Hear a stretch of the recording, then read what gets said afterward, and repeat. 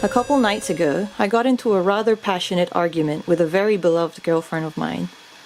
I'm often getting into arguments with this girlfriend on particular topics because to me, at least for the time being, I see inside her a desire for something more than the bullshit values that feminism and the modern world has shoveled into us. I see in her an ability to recognize or admit certain truths, even if some of these admissions only come after our arguments have become very heated and loud. So I just want to quickly share two such arguments I recently had with her, each within the space of a few weeks of each other. Now, the montage you just saw at the beginning is the context to this first argument I'm going to tell you about. I was hanging out with this dear friend, and she requested a musical clip from the film Priscilla, Queen of the Desert. As I watched the clip with her, I made comment that it is precisely the sort of thing children should not be exposed to which she responded that her family had already showed it to her very young niece. And I'm guessing she is 4 or 5 years old, this niece. Don't quote me on that, but she is roughly around that age. My friend saw nothing wrong with a young child looking at the images you just saw, and she argued with me about it. As per usual, the insinuations that perhaps I just hate those kind of people came into play, but I held my ground rather forcefully. I slowed the YouTube clip down to about half speed, which is a technique I often use, to which my friend immediately reacted by saying, "No, don't do that, because then I can't excuse what I'm looking at." Or, that's what I read between the lines.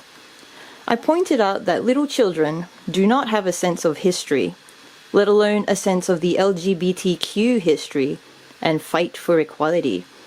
I said children do not understand straight or gay, or any of the adult concepts regarding our sexuality.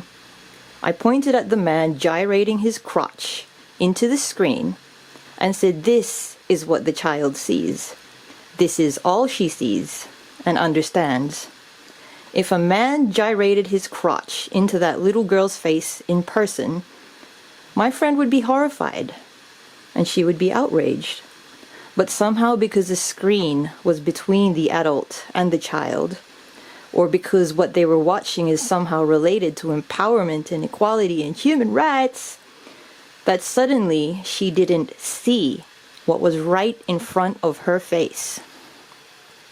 It was at this point that she conceded, somewhat angrily, as though the fact that making her look at what she was excusing wasn't just hard to do, but she almost resented me for making her see it, even if she finally admitted that yes, this is indeed something children shouldn't be exposed to.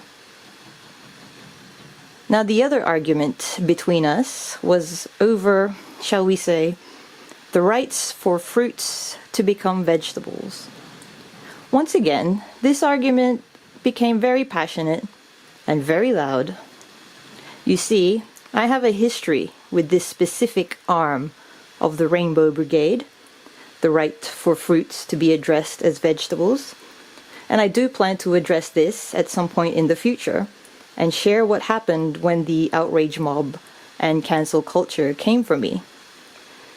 When they did this, they unwittingly revealed a lot about who they are through their reactions and responses to me, and what they showed me was incredibly suspect. But like my friend, they did not seem to grasp this on any conscious level because they never look at the simple reality, but allow the dazzle of glitter and makeup and bright colors trick their own eyes into ignoring the behavior that is being modeled to children. So as me and my friend were arguing about these rights to demand vegetable pronouns, I put my friend on the spot. Is a banana a real potato? My friend responded with some babble about how sometimes the seeds of a banana can mimic the biology of a potato, etc. And I cut her off and repeated my question. Is a banana a real potato? Emphasis on real. She repeatedly tried to circumvent giving me a direct answer, instead opting for bogus science before resorting to the typical appeasement of feelings. Though people don't seem to realize this is often all they're doing, being nice. Very feminine trait.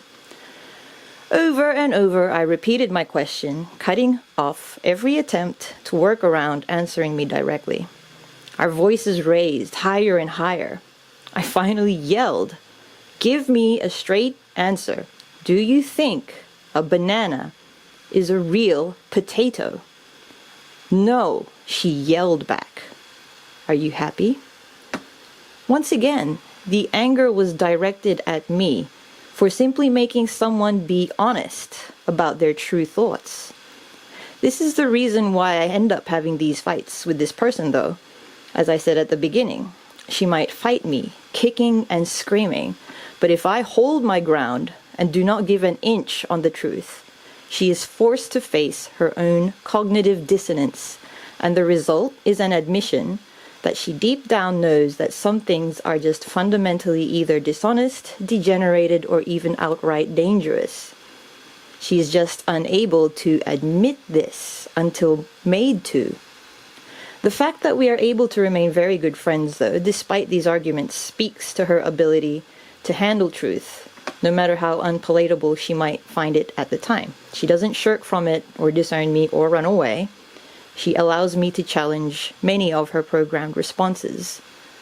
Many of these responses that she herself knows deep inside isn't real or isn't good for her or others. This separates her from others that have come and gone from my life, because there are people who do not want to face their cognitive dissonance, and they do not want to look at some of the things they support too closely. And these people either react with malicious anger or they simply disown me. I'm sure many of them wish I would shut my mouth and get back to being the fun mate who always shouted them drinks. Because it turns out people don't want to be around other people who ask uncomfortable questions or challenge negative lifestyle choices. I'm not exactly sure what my overall point was, but there's a few things here, I think, that might reveal a lot about the way people actually know what is true and what is good and what is pure, and the ostracization people like me receive as a result of speaking truth to power is a reflection of just how tortured the collective conscience has become. Speak truth. Normalize the speaking of truth. Purge this manufactured instinct within yourself to protect yourself from social shame squads. When the outrage mob came for me, it was more telling who they were as people than the things I supposedly am to them.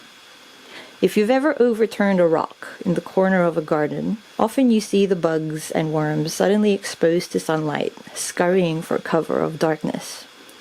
And this is similar to how some people will react when you make them look or hear truth. It's time to overturn all these rocks in all these dark corners. This is Mother Ulterior. Have a blessed day.